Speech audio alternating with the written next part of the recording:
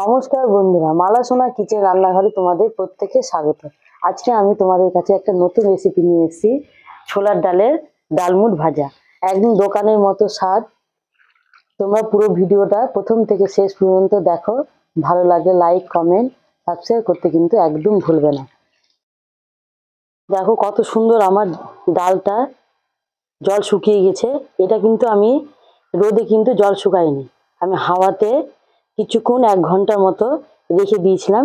এতে আমার জলটা শুকিয়ে গেছে। দেখো একটাও কিন্তু একটার সাথে একটা লেগে নেই, একদম ঝরঝরা। এই রকমই ডালটা রাখতে হবে, তাহলে ডালমুটটা ভাজা ভালো হবে। আমি এটা একটু বেশি করেই নিয়েছি, যাতে অনেক দিন রেখে এটা খাওয়া যায়। এটা মাস 2 তো রেখে খাওয়াই যাবে। তোমরা তোমাদের পরিমাণ মতো ডাল নেবে। এবার আমি উনানে কড়াইটা বসিয়ে দিচ্ছি। এবার আমি কড়াইতে সাদা তেল দিয়ে দিচ্ছি।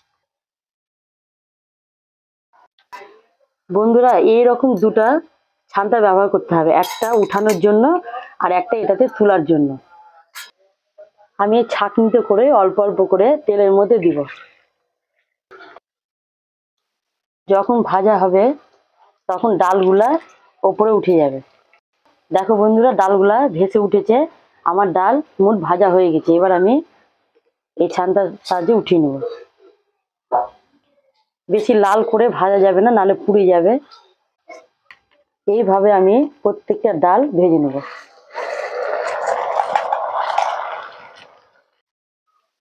বন্ধুরা দেখো, ডালগুলো আমার ভাজা হয়ে গেছে, কত সুন্দর তেলের উপরে ভেসে উঠেছে। তখনই বোঝা যাবে যে ডালমুটটা ভাজা হয়ে গেছে।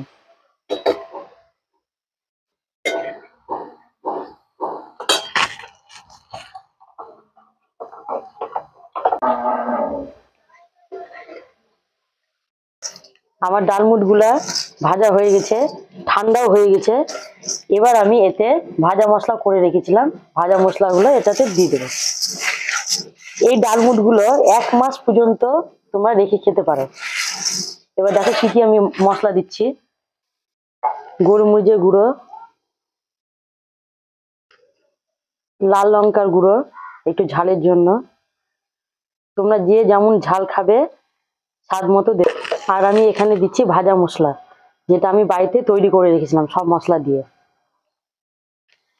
আর বিট লবণ। আর আমি এটা চামচের দ্বারা মাখিয়ে নেব। তোমরা দেখেই বুঝতেই পারছো কতটা সুন্দর হয়েছে, কতটা খাস্তা হয়েছে। তোমরা বাড়িতে করে খেলেই বুঝতে পারবে। দেখো বন্ধুরা, কতটা সুন্দর হয়েছে, কতটা খাস্তা হয়েছে, কতটা মুচমুচে। তোমরা বাড়িতে করে খেয়ে দেখবে, তাহলেই বুঝতে পারবে। অবশ্যই তোমরা বাড়িতে করবে। এরকম ডালমুট খেতে আমরা প্রত্যেকেই ভালোবাসি।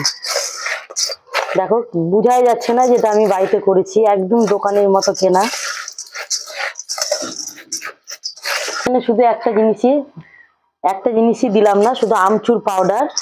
তোমরা আমচুর পাউডারটা দিলে আরো বেশি এই ডালমুটের টেস্টটা বেড়ে যাবে। এবার আমি তোমাদের খেয়ে দেখাচ্ছি।